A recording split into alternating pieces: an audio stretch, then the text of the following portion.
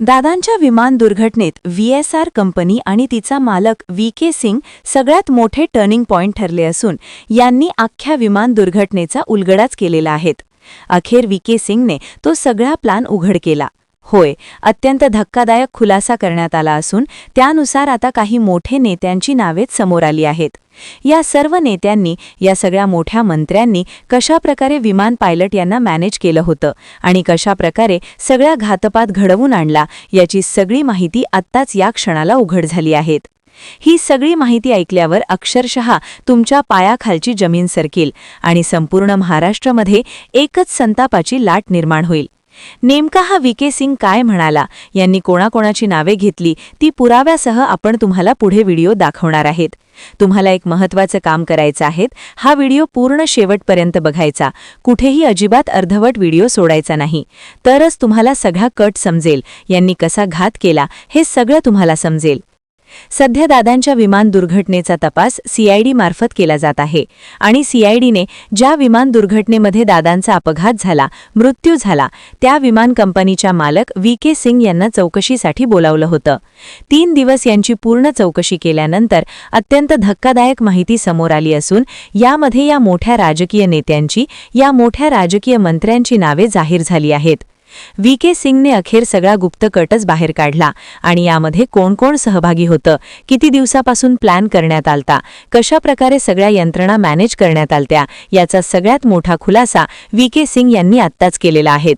VK. सिंगनी ज्या मंत्र्यांची नावे घेतली, ज्या लोकांची नावे घेतली ती ऐकून अक्षरशः तुम्हाला मोठा धक्का बसेल. ही नावे आणि यांनी काय काय केलं, कशाप्रकारे सगळं कोणी कोणी मॅनेज केलं ते सगळं मी तुम्हाला या व्हिडिओत शेवटी सांगणार आहेत. तुम्हाला फक्त एकच काम करायचं आहे, हा व्हिडिओ पूर्ण शेवटपर्यंत बघायचा. कुठेही अजिबात अर्धवट व्हिडिओ सोडायचा नाही. पुणे येथील सीआयडी कार्यालयात जेव्हा व्ही.के. सिंगला चौकशीसाठी बोलावलं तेव्हा त्याने काही महत्त्वाच्या गोष्टी सांगितल्या. त्यांनी काही गुप्त खुलासे उघड केले.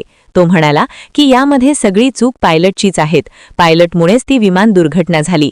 पायलटचा निर्णय चुकला, त्यामुळे दादांना जीव गमवावा लागला. परंतु या व्ही.के. सिंगच्या जबाबावर रोहित पवारांनी प्रश्न उपस्थित केला आहे. जर अजूनपर्यंत ब्लॅक बॉक्समधली गुप्त माहिती बाहेर आलीच नाही, मग हे व्ही.के. सिंग कसं काय म्हणत आहे की यामध्ये पायलटची चूक होती? या व्ही.के. सिंग यांना कसं काय माहीत झालं की यामध्ये पायलटची चूक होती? जोपर्यंत ब्लॅक बॉक्समधील जी शेवटच्या मिनिटाची माहिती होती ती बाहेर येत नाही, तोपर्यंत सत्य महाराष्ट्राला समजणार नाही. तरीही त्याआधीच व्ही.के. सिंग नेमकं असं का बरं बोलले? या पाठीमागे नेमकं काही कट आहेत का? यामधून त्यांना सही सलामत वाचायचं आहेत का? असा सुद्धा मोठा प्रश्न आता निर्माण झाला असून संपूर्ण महाराष्ट्र याबद्दल वेगवेगळी चर्चा करीत आहे. या व्ही.के. सिंगची जी विमान कंपनी आहेत व्ही.एस.आर, हिला कोणत्या मोठ्या मंत्र्यांचे, कोणत्या मोठ्या नेत्यांचा आश्रय आहेत का? हा सुद्धा मोठा प्रश्न निर्माण झालेला आहे. व्ही.के. सिंग म्हणाले की जर यामध्ये मी गुन्हेगार सापडलो तर मला शिक्षा द्या. परंतु यामध्ये पायलटकडून सगळ्यात मोठा घोटाळा झालेला आहे. पायलटची चूक अखेर नडली. 5000 मीटरची दृश्यमानतेवर सेफ विमानाचं लँडिंग होत असताना विमान पायलटने 3-3.5 दृश्यमानता असतानाच विमान खाली उतरवण्याचा जो निर्णय घेतला तोच घात ठरला आणि सगळ्यांच्या मृत्यूचं कारण ठरला. जवळच पुणे एअरपोर्ट असताना त्यांनी तिथेच विमान का उतरवलं किंवा का उतरवण्याचा प्रयत्न केला होता? याचा सगळ्यात मोठा खुलासा झाला असून नेमकं हे पायलट कोणाच्या इशाऱ्यावर काम करीत होते का? यांना कोणी बाहेरून सूचना देत होतं का? असा सुद्धा प्रश्न उपस्थित केला जात आहे. दादांच्या विमान दुर्घटनेचा तपास जरी सीआयडी करीत असली तरी रोहितदादा पवार वेगवेगळे पुरावे गोळा करीत आहे आणि प्रेस कॉन्फरन्स मार्फत ते सगळे जाहीरपणे दाखवित आहे. जे पुरावे रोहित पवारांनी दाखविले त्या सगळ्या पुराव्याचा तपास करण्याची सीआयडीची जबाबदारी आहे. त्यानुसार सीआयडी आता पुढील काही दिवसांमध्ये काय बाहेर काढतं आणि यामध्ये कोण कोण मोठे नेते किंवा कोण मोठा माइंड मास्टर आहेत त्याचा सगळ्यात मोठा उलगडा होणार आहे आणि महाराष्ट्राच्या जनतेला सगळं सत्य माहीत होणार आहे.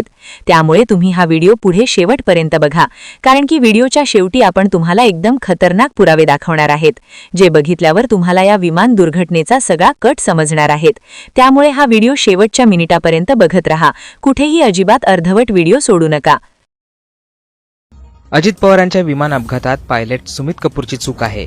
माझी काही चूक असेल तर मला कठोर शिक्षा करा, असा धक्कादायक जबाब व्ही.एस.आर या कंपनीचा मालक व्ही.के. सिंग यांनी दिलाय.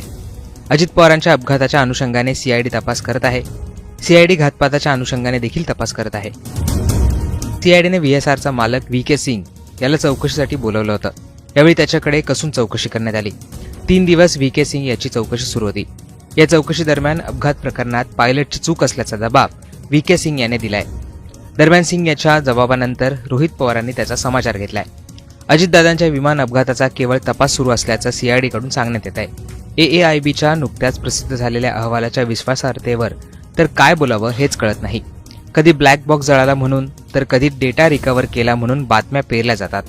तपास यंत्रणेकडनं याबाबतची मिठाची गुळणी धरली जाते. ब्लॅक बॉक्समध्ये नेमकं काय रेकॉर्ड झालं हेच अद्याप बाहेर आलं नाही. तर मग अपघात झाल्यानंतर काही वेळातच VSR कंपनीचा मालक व्ही.के. सिंग याला कसं कळलं की पायलटची चूक आहे? हा महाशय पायलटची चूक असल्याचं सांगून स्वतः मात्र हात वर करून मोकळा होत असेल तर कदाचित तोफेच्या तोंडी दुसऱ्याला देऊन स्वतः मात्र नामनिराळं राहण्याचा त्याचा डाव दिसतोय. पण अजितदादांच्या अपघाताबाबत यंत्रणेकडनं जोपर्यंत ठोस आणि विश्वासार्ह माहिती बाहेर येत नाही तोपर्यंत कुणीही कोणताही आधार नसलेल्या चर्चेवर विश्वास ठेवू नये असं रोहित पवार यांनी त्यांच्या पोस्टमध्ये म्हटलंय.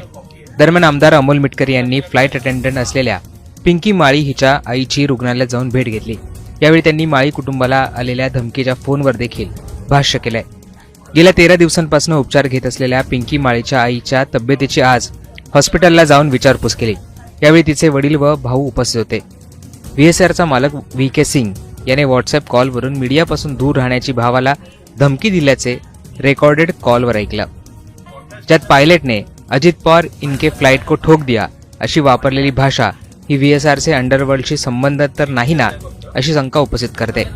एक मात्र खरंय, हे प्रकरण वरवर जसं दिसतंय तसं सोपं नाहीये. आपल्या दादांचा घात झालाय. जस्टिस फॉर दादा असं मिटकर यांनी त्यांच्या पोस्टमध्ये म्हटलंय. दरम्यान व्ही.के. सिंग यांची 3 दिवस चौकशी झाली असली तरी कुठल्या मुद्द्यावर चौकशी करण्यात येत आहे याचा तपशील बाहेर येऊ शकला नाही. CID या तपासात मोठी गुप्तता पाळताना दिसत आहे. त्यामुळे येत्या काळात या तपासात आणखी काही समोर येतं का हे पाहणं महत्त्वाचं असणार आहे. रोहित पवार यांच्याप्रमाणे जय पवार हे देखील पत्रकार परिषद घेणार होते. मात्र त्यांची पत्रकार परिषद काही कारणास्तव आता पुढे ढकलण्यात आलेली आहे. त्यामुळे या प्रकरणात आता पुढे काय होतं हे पाहणं महत्त्वाचं असणार आहे. रोहित सिंगच्या लग्नाला तुम्ही गेला होतात का? रोहित पवारांचा प्रफुल्ल पटेलांना सवाल का? दिल्लीत केजरीवालांसह आपच्या नेत्यांची घेतली भेट. आपच्या खासदारांची मोठी शंका, संसदेत मांडणार मुद्दा.